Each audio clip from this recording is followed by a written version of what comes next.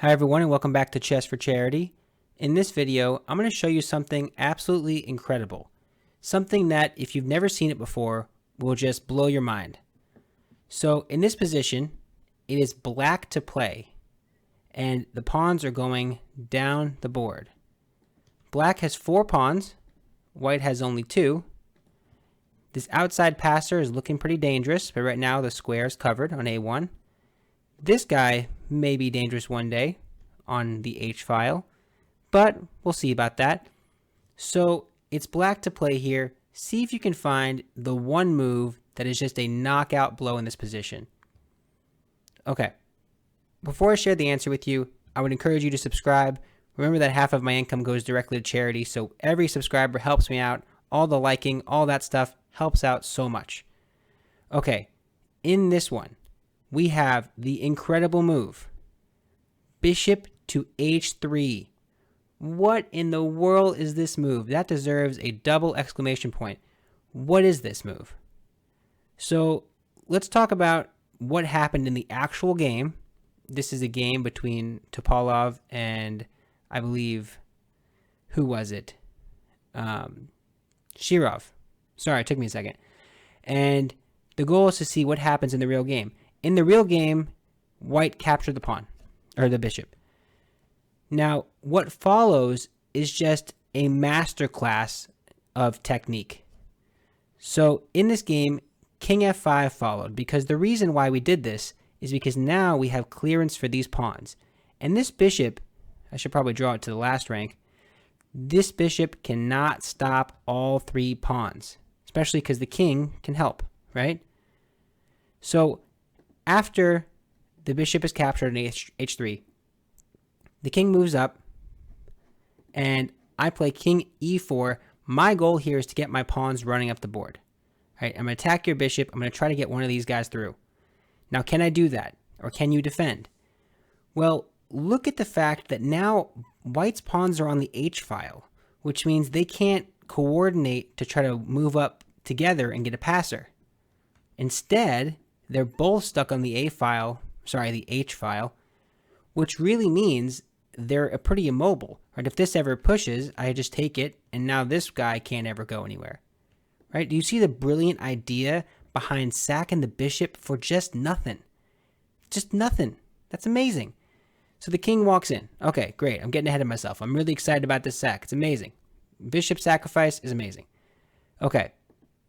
Bishop takes this free pawn. Looks free, right? Well, yeah, it is free, I suppose, but in another way, it's not free. Nothing is free. This is life we're talking about here. Now, I just blocked you off by playing d4. I'm looking to push this guy and this guy. And in that position, by the way, that is the only winning move for black. Any other move does not work. a3 does not work. The bishop can go to a1 and all of a sudden everything's fine. And it's not the same. Pawn d4, that's a killer. So in the game, bishop e7 was played. I have to get back to make sure this one doesn't get too far away from me.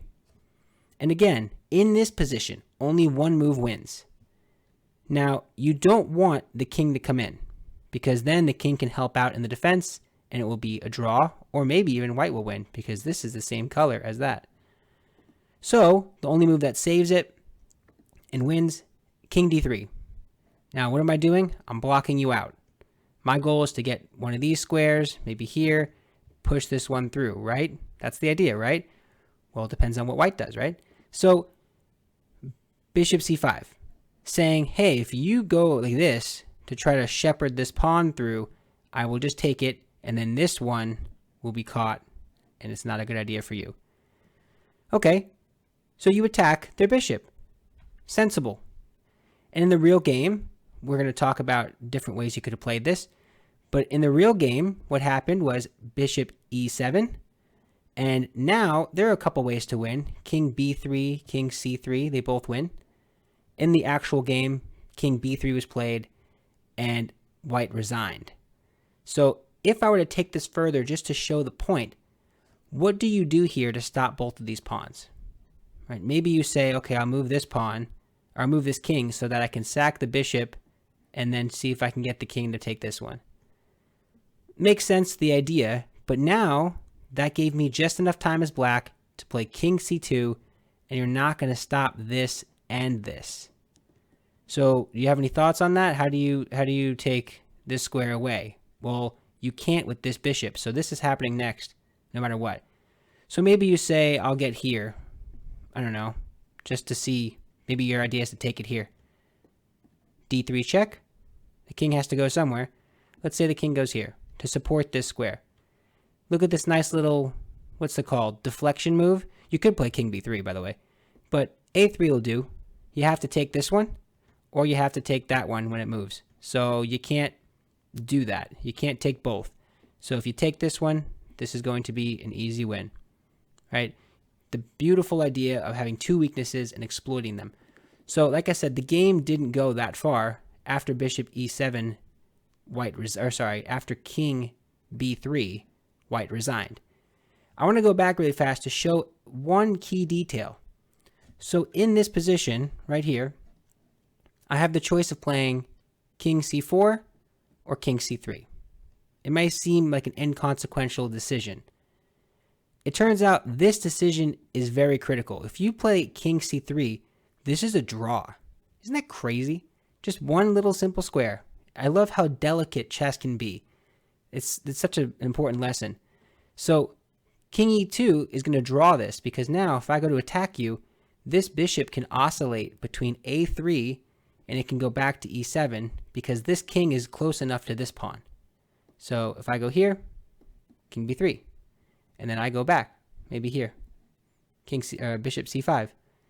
Now if I try to push this one through, that's not going to work because this guy needs to be covered too. King c3. You might ask yourself, what if I play king c4 here? It's not the same because now this pawn is very close to this king. In the other variation, it wasn't that way.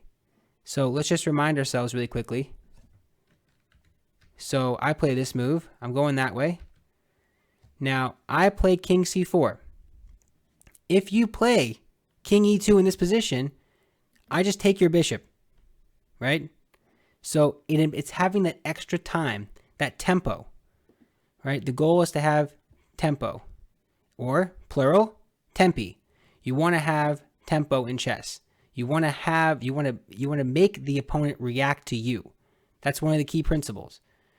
So I play king c4. That buys me the time for this guy to move out of the way, and that allows me to go forward with the plan I originally had, which was to win the game. And that's just such a small but important note that I really wanted to make. So this idea, starting off with bishop h3, is just absolutely amazing. Now you might say to me, and I would expect you to, because I trust the fact that you want a comprehensive puzzle, Frank, they don't have to take this bishop like this. They don't have to. What happens if they don't take it? And I would say, thank you, I'm glad you asked. King h2, maybe that's what you're thinking. I don't really what else you're thinking. You can push the pawn. But king h2 to attack this, what does black do here? So I'm just going to show a sample line on how, again, this bought time. So if this is played, bishop g4 works because now my bishop is not being attacked. And if you play king g3 to attack my bishop one more time, I'm going to play king f5. Now I'm defending this bishop and my king is closer, and you still have these pawns to worry about. And maybe one day I can get my king here, give up my bishop, and try to push this one through. And maybe that one. So you have a lot to worry about if you're white. So if you're white, you play bishop b4. This is the best line according to the computer, just to give you a sample feel for what happens when you don't capture this bishop. Okay, I see that, and just like I was mentioning, you play king e4. You give this bishop up, and you say, take it, and I run with the pawns. And important note right here, what do you play? Look at the way the king is trying to get in. You block the king off. You don't want the king to enter. Right? What is that called? What is this pattern called? Do you know? Is it opposition? I believe it is.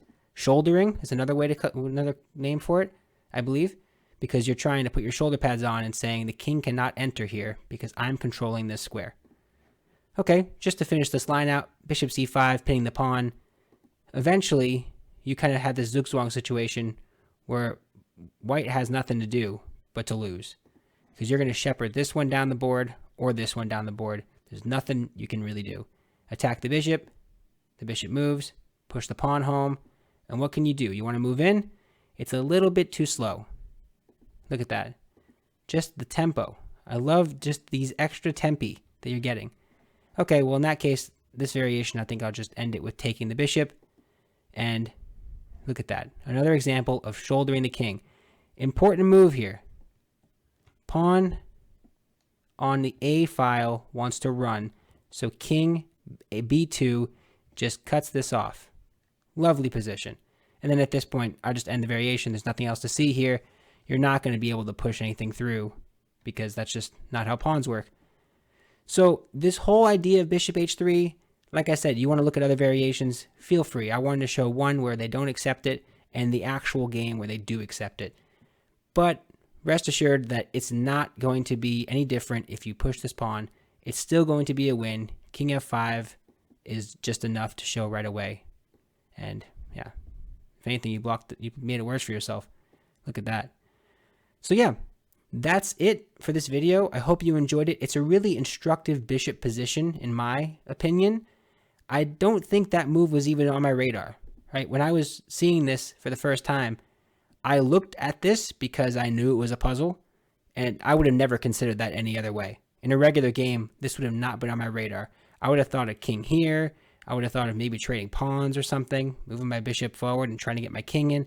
Lots of ways. But this move, hopefully for you, after seeing this puzzle, after seeing this video, now this move can be on your radar and you can play like the grandmasters that we all look at and admire. Okay, but that's it for this video. Thank you so much. I appreciate it. Hopefully you can subscribe, like, all those things are much appreciated. Thanks so much. Bye.